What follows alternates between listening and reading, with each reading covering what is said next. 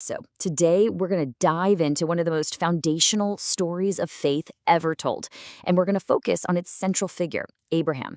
We're tackling a really big idea here that great faith isn't something you're just born with. Nope, it's something that gets forged, hammered out in the fire of life.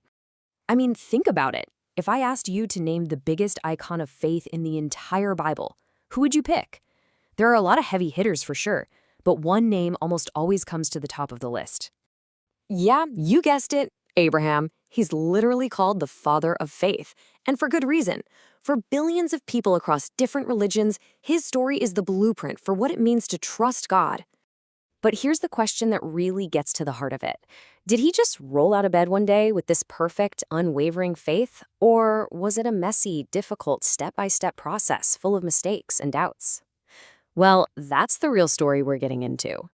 It all kicks off with one simple command, a first step into the complete and total unknown. This is where the whole forging process really begins. Can you even imagine hearing this? You're 75 years old, you're comfortable, you're settled, and then God tells you to leave everything. I mean, everything. Your home, your family, your entire support system, and go, well, where exactly? To the land I will show you. The destination is a total mystery. And think about what God didn't give him. There was no Google Maps link, no signed contract, no ETA, no explanation for why it had to be so hard. All Abram had was a voice and a promise. He was asked to trade everything tangible for a promise from a God he was really just getting to know. And that right there is the core of this first test.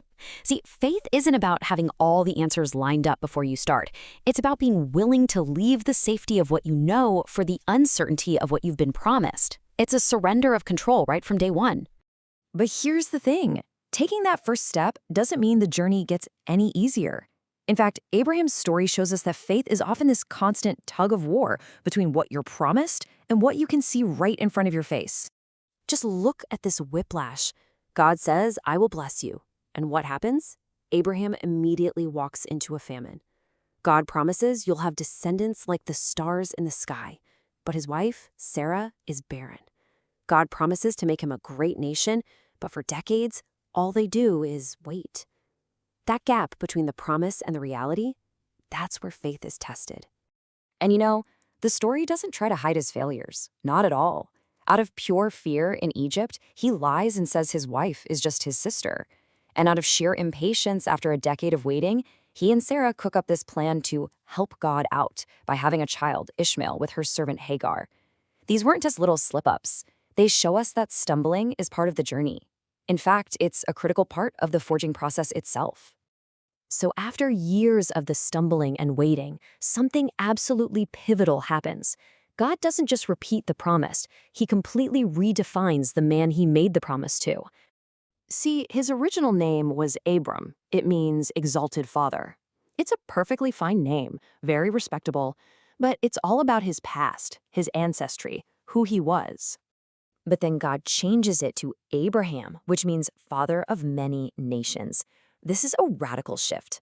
God is no longer defining him by his history. He's defining him by a future that honestly still looks completely impossible. He's being told to literally live inside a new identity based on a promise. And get this name change happens when Abraham is 99 years old. 99. And it's at this moment God clarifies, nope, the promised heir isn't Ishmael. It's going to come from Sarah. The promise just got even more impossible from a human perspective, and yet Abraham is told to wear it as his very name. So after all that waiting, the promised son Isaac is finally born, and this is when we arrive at the absolute climax of the story. This isn't just another test. This is the final exam.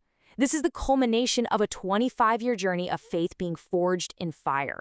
And the command, it's just chilling. Every word is designed to twist the knife. Take your son, okay, your only son, wow, the one you love, Isaac. This is everything. This is the miracle child he waited a quarter of a century for, and now God tells him to sacrifice him? But the Abraham who responds now, he is not the same man who lied out of fear in Egypt.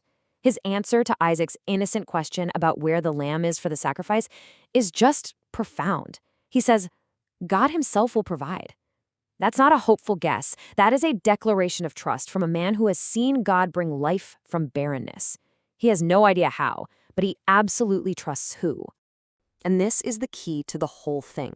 The real test on that mountain wasn't about whether God wanted Isaac's life. The real sacrifice was Abraham letting go of his last shred of control over his future, over his own understanding, over the promise itself. It was the ultimate act of surrender. So when we zoom out and look at this entire journey, from that first step out of his homeland to that final test on the mountain, a really clear pattern starts to emerge. This path to a forged faith, it starts when you leave. It's guaranteed to involve stumbling and failing. It gets refined in those long, long seasons of waiting. It matures when you learn to trust the promise more than your current reality. And it finds its peak in total surrender. It's a process, not a product. Ultimately, Abraham's story screams this lesson at us. Faith is not the absence of doubt. He had tons of it. It's choosing to trust anyway. It's choosing to keep walking forward, trusting the one who made the promise, even when every single thing around you is telling you to turn back. Abraham's entire journey began the moment he was willing to leave behind what was safe and familiar. So that really leaves us with a final question to chew on. What comfort, what safety net, or what sense of control might you need to leave behind to start your own journey?